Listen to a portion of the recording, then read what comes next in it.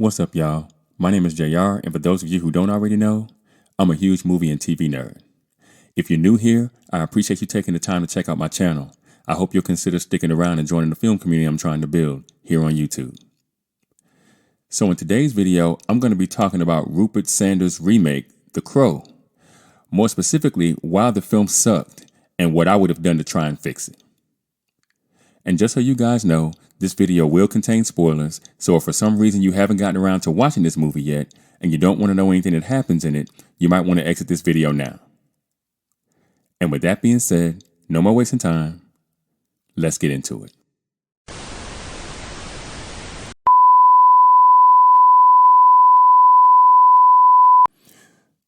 The Crow is a superhero film directed by Rupert Sanders from a screenplay by Zach Baylin and William Schneider. A reboot of the Crow film series, it is the fifth film in the franchise and is the second film after the 1994 film to adapt the 1989 comic book series by James O'Barr. The film stars Bill Skarsgård as Eric, aka The Crow, a man who was resurrected to avenge the deaths of himself and his girlfriend, played by FKA Twigs. Now, this film entered development in December of 2008 with Stephen Norrington stating that he would write and direct a reinvention of The Crow. It entered a complicated production process with various directors, screenwriters, and cast members attached at various points. Filmmakers Norrington, Juan Carlos Fresnadillo, F. Javier Gutierrez, and Corin Hardy were initially signed to direct, while Bradley Cooper, Luke Evans, Jack Huston, and Jason Momoa were all cast as Eric during various points in development. Now, Skarsgård was announced as Eric in April of 2022, along with Sanders directing. And filming began in July, occurring in Prague and Penzig near Munich. The Crow finally had its world premiere in New York City on August 20th of 2024 and was released in France on August 21st of the same year and in the United States and United Kingdom on August 23rd, also the same year, of course.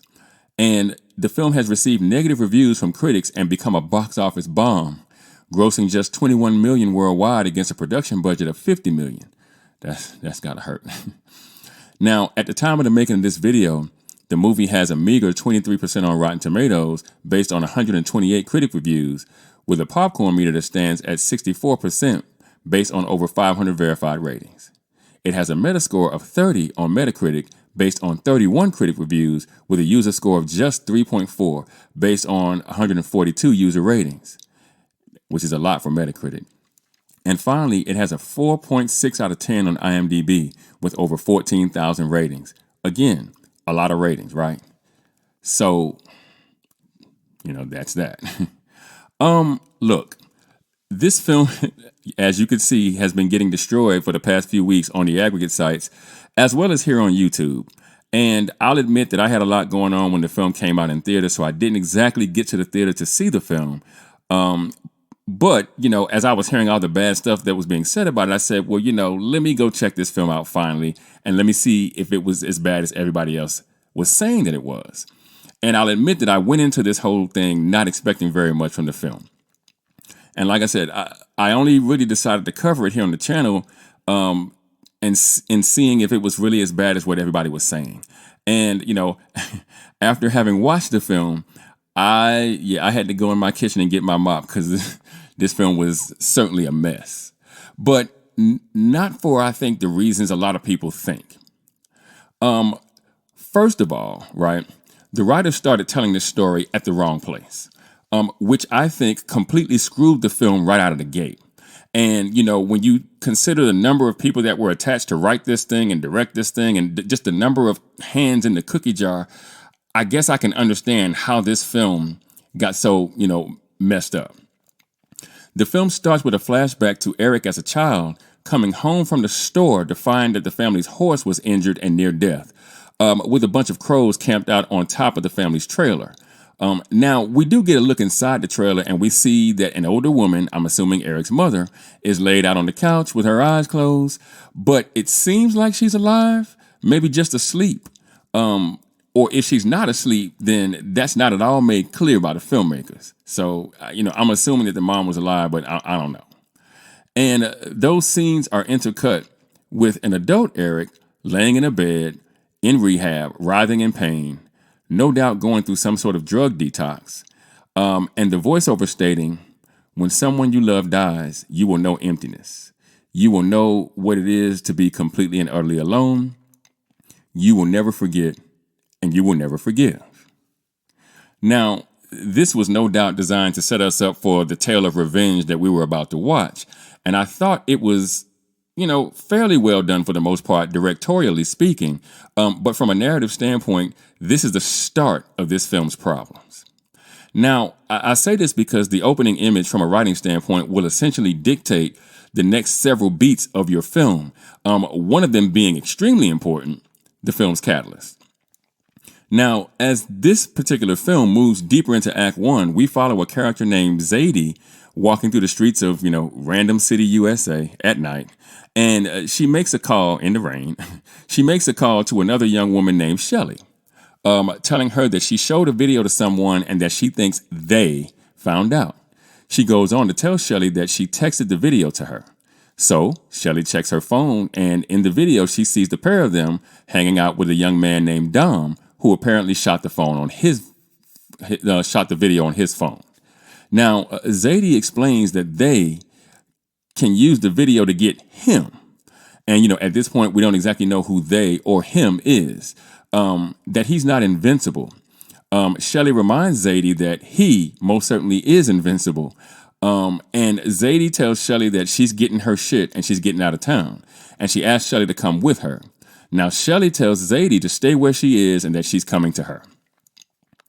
Now, as Zadie arrives home, she is set upon by a mysterious man, a one-eyed man, and woman. We can assume they are a part of they.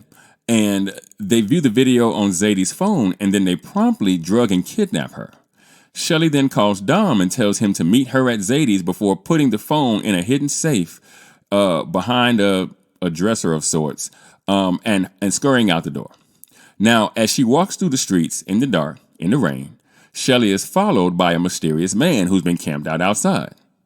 And Shelly, feeling like she's being chased, accidentally bumps into a pair of police officers, and drug paraphernalia spills out of her purse onto the sidewalk. And it is at that point that Shelly is arrested by the cops, and the man who is chasing her simply aborts the mission. Now, we next see Eric in rehab at Group, getting treatment for his apparent addiction, and addiction that is apparently due to his past trauma, as we see flashes of the flashbacks from the film's opening image. And then, while spending time in his room, Eric happens to see Shelly arrive at the facility, and we can tell that she kind of piques his interest before ultimately settling down into a room of her own. So she got arrested and I guess remanded to a drug facility, is what we're made to believe. Now, meanwhile, at an upscale party, we meet Vincent Rogue, right? Who, a well-to-do looking kind of guy, older man, white dude, who is approached by Marion, the mysterious woman who helped kidnap Zadie. Now, she takes Mr. Rogue to where they are holding Zadie, and there's plastic all over the room and everything. It's like a little bathroom kind of set up. And he asks her where her friends are. Now, she claims she doesn't know, and Mr. Rogue whispers something into her ear that causes her to fall into a trance of some kind before she takes a large knife supplied to her by Marion, and she offs herself with it. Now, Mr. Rogue then touches her, and kind of something comes over him, almost as if he absorbed her blood or her energy or something. So Mr. Rogue is kind of supernatural in some kind of way. We don't know exactly how yet. But from there, Eric meets Shelly, and they quickly form a connection. Now, this is the film's catalyst, that being Eric officially meeting Shelly over a meal in the cafeteria of what looks like a pretty expensive drug rehab facility. Now, considering the length of the film, this catalyst happened pretty much exactly when it was supposed to, so I guess that's something, right? The problem is that this catalyst is forced due to where the story started. And this is the section of the film that ultimately doomed the film as a whole. Now, what I believe the writer should have done instead was they should have started the film with Eric and Shelly already in a relationship. maybe with them at the rave that we see later in the film. And Dom could even still come in there wearing his hoodie, all, anxious, and he could still warn Shelley about what we would not know, right? Because we would not have seen, what had taken place before. Then Shelley and Eric could leave the party. And if you needed a scene or two, to kind of pad, the script at this particular point, they maybe could have gone and gotten some food, could walk home, have a conversation, whatever. And maybe they could have ended up at kind of a rundown kind of apartment like Eric's place instead of the upscale apartment that Shelley was kind of crashing in. And there they could have been attacked by the they, and they could have been killed in the exact same fashion as we watched in the actual film. That's what should have been the film's catalyst instead of what we got, and you'll see why in just a second. Stay with me. What the new catalyst would set up for us is a debate, in the atrium with my man Kronos, explaining what has happened to Eric, and then ultimately sending him back to the land of the living, wherein the break into two would be him talking to Dom, and then ultimately tracking down Shelley's mom, and deciding, and even stating out loud, just as he did in the film that we watched, that he plans to track down the people responsible for the attack on both he and Shelley and kill them all.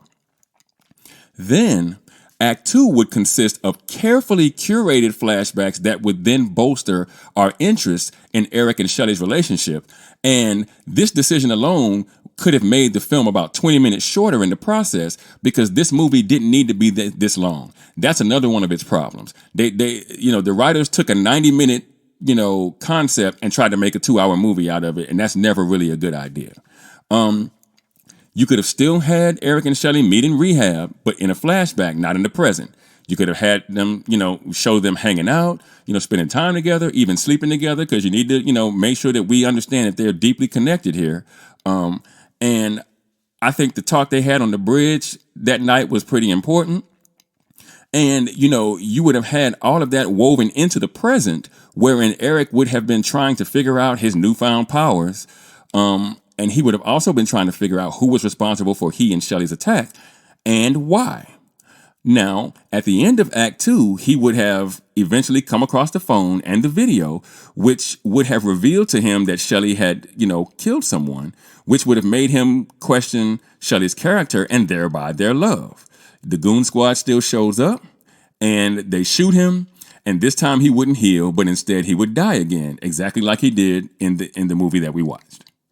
And this would have made the break into 3, the pep talk that he gets from Kronos, who would then send him right back to the land of the living once more after Eric vows to exchange his soul for that of Shelley's.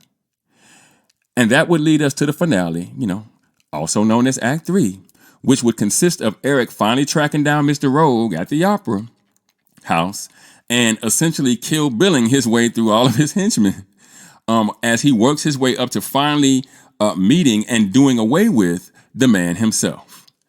Now, Shelley would then appear in the atrium, and we would get the heartfelt goodbye between Eric and Shelley, and that would lead us ultimately to the final image, consisting of Shelley waking up in what would be Eric's apartment now, to paramedics all around, and she would then look over at Eric's lifeless body as Kronos, the paramedic, the version of Kronos that is the paramedic, and she would be overcome with grief and sorrow as Eric's voiceover closes out the film. Now, I want to be clear that I'm not saying that this, as in my version of this movie, would necessarily be a great movie. After all, this is still at its core a remake that absolutely nobody asked for. And you guys should know how I feel about reboots, remakes, and sequel films by now. This is simply a screenwriting thought exercise wherein I explain what I would have done if I had been presented with the script for the movie we watched and were asked to fix what was already written. Now, despite that fact, I'm not really sure I could turn this movie into a blockbuster hit.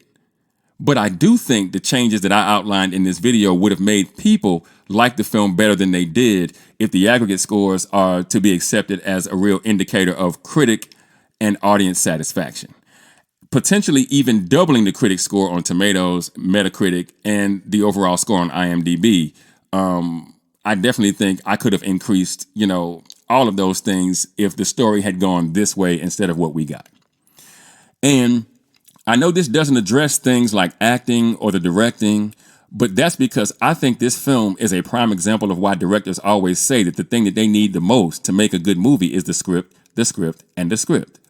That if you don't start with a good script, that nothing else that anybody else does will matter.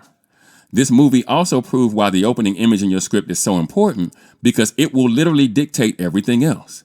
The start of your movie will dictate the end of the movie, and even though this movie ends in a perfectly, acceptable place, like I said, the whole pacing, the length, and everything was screwed up because of the beginning.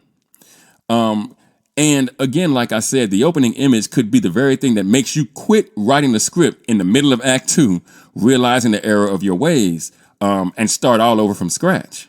Now, likewise, it could also be the thing that makes you stubbornly press forward, forcing the story to bend to your will. Because make no mistake about it, screenwriting is a creative pursuit, just like music is, or photography, or art. And I say all of that to say that these things do have, rules. But ultimately, in these endeavors, you can do whatever you want. And that's what the writers of this film did here. And the various smaller plot points that didn't make a lot of sense notwithstanding, like the rehab facility being so easily escapable, or Shelley taking Eric right back to the very apartment that they were staking out and following her from in the first place, just to name a few. This movie should have never been greenlit with the script in this condition.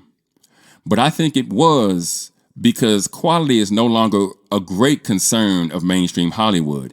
It's more about making political points, DEI casting, and flooding the market with recycled content while writing off the things that don't turn a profit. But what do you guys think? Have you seen The Crow yet? If you have, do you think the critics were right? Or did you find that the film worked just fine the way it was?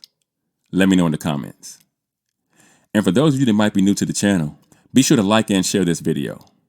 If you really like the content, be sure to subscribe and hit that notification bell. That way you'll be notified whenever I drop a new video. You can also now support the channel by leaving a super thanks. If you should be so inclined, I'd really appreciate it. Also, be sure to go and check out themadScreenwriter.com for more television and film reviews and info on my upcoming film projects. And with that, I'm going to go ahead and get out of here. I got screenplays to write. And I'll catch y'all in the next video.